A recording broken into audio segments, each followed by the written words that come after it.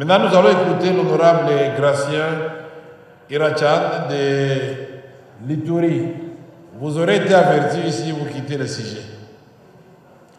Merci, honorable président, pour la parole et pour l'intérêt à traiter cette question en rapport avec l'état des sièges. Honorable président, honorables membres des bureaux, estimés collègues, députés nationaux, élus légitimes du peuple congolais, j'adresse ces mots suite à une concertation avec tous les élus de la province de l'Ituri. Et c'est en rapport avec l'état des sièges. Je voudrais quand même, parce que nous sommes à une législature qui suit celle qui a instauré l'état des sièges, qui l'a accompagné, je voudrais quand même, chers collègues, comprendre que depuis 2019, nous avons insisté effectivement pour que le gouvernement trouve une solution au problème de l'Ituri, de Nord Kivu et même du Sud Kivu, parce qu'il y avait beaucoup d'atrocités, il y avait beaucoup de morts d'hommes. Nous avons été contents, il a plu au chef de l'État d'instaurer l'état des sièges. C'était le 3 mai 2021. Et nous avons espéré, avec notre population, à une paix définitive. Malheureusement, dès le premier mois de l'instauration de l'état des sièges, notre peuple a commencé à crier des abus contre les droits humains. Pas de résultats dans le premier mois, dans les 30 jours qui avaient été celle qui a instauré l'état de siège. Deuxième mois, les choses se sont aggravées.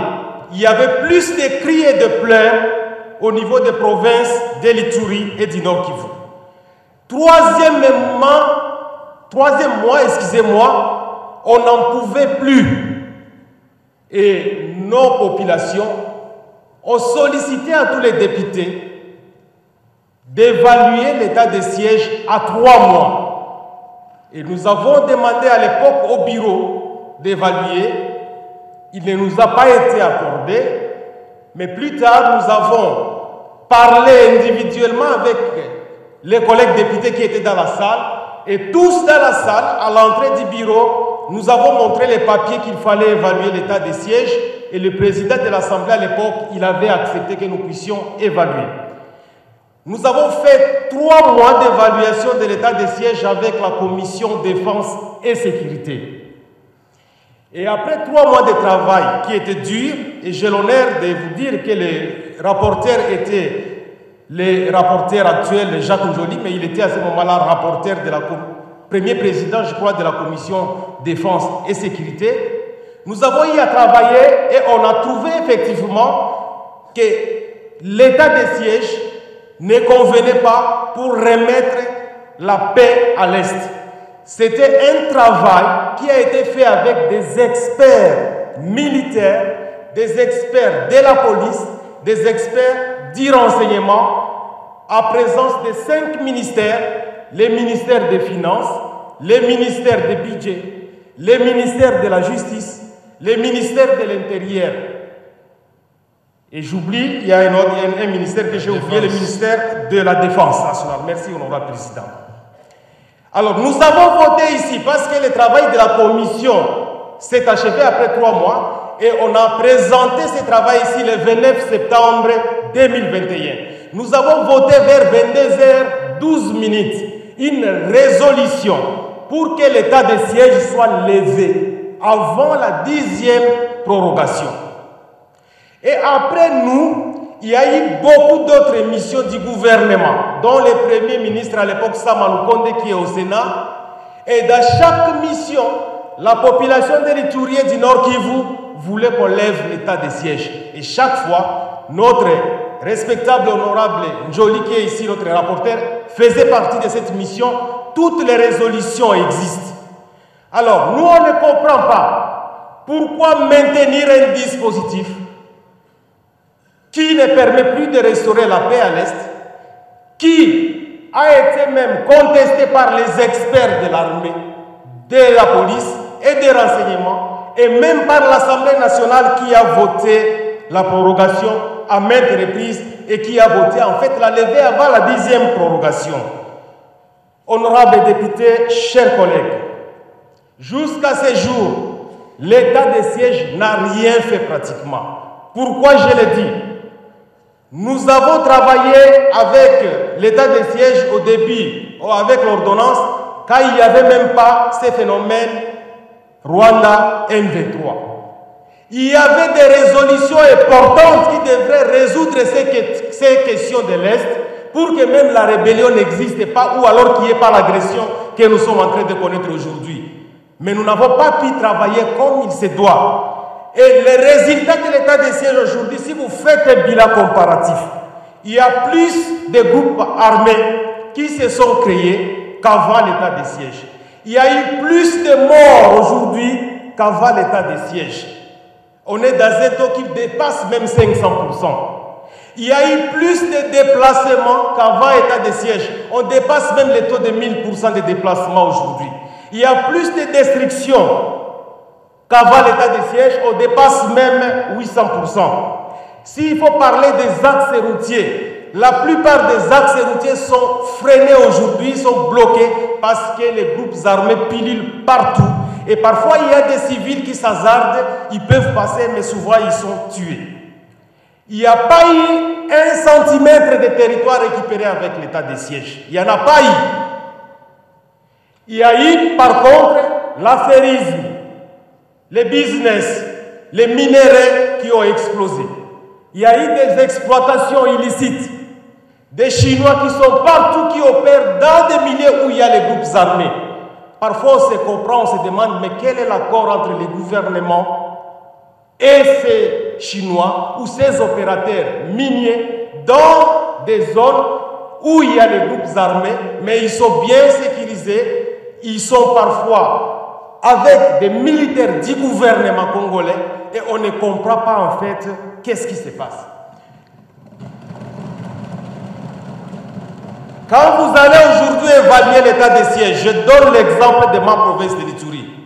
Vous allez demander au gouverneur militaire, dites-nous qu'est-ce que vous avez fait avec l'état de siège, pendant l'état de siège. Il va vous amener dans la ville, il va vous montrer des portions de goudron qu'il a fait. Donc la route réhabilitée, donc il a arrangé quelques kilomètres de route dans la ville, à peine 10 kilomètres, et il vous dit voilà l'état de siège a réussi.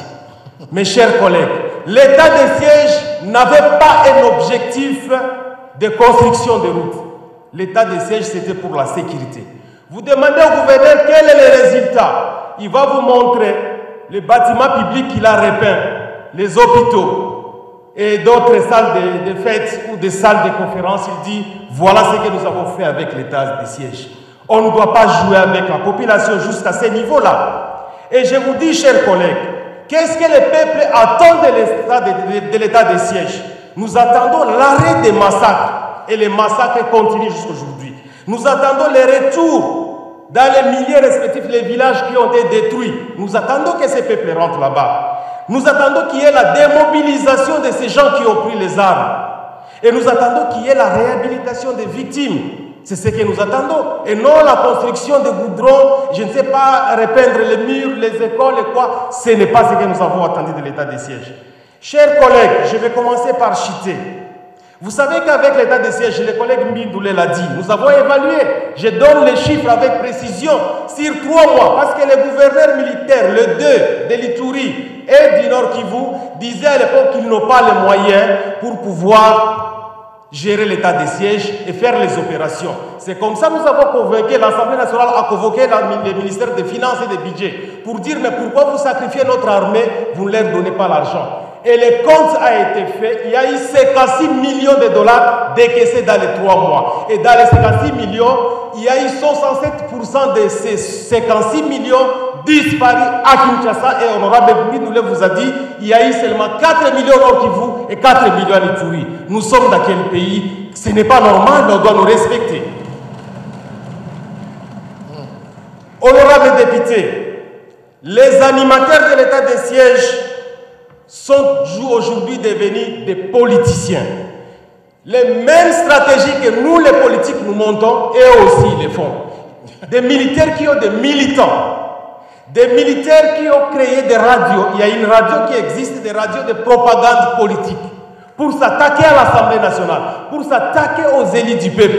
Et vous savez ce qu'ils ont fait récemment? Ils ont injurié des députés nationaux. L'époquiste parlementaire a été empêché même de pouvoir être reçu, de faire son travail dans la province de l'Ituri pendant les vacances que nous venons de dépasser. Non, ce n'est pas normal ce qui se passe avec les états de siège. Il y a eu des députés qui ont porté plainte contre un lieutenant qui est envoyé par le gouverneur militaire pour injurier l'Assemblée nationale à travers ses députés. Chers collègues, nous voulons aujourd'hui quand même qu'il y ait beaucoup de règlements de compte dans les zones d'état de siège, notamment des arrestations. Vous osez parler, on vous dit que nous avons tous les pouvoirs pour vous arrêter. Et on vous arrête, on vous met en prison. On a arrêté plusieurs leaders communautaires, ils croupissent en prison. Et j'aimerais vous dire qu'avec l'état de siège, la justice souffre.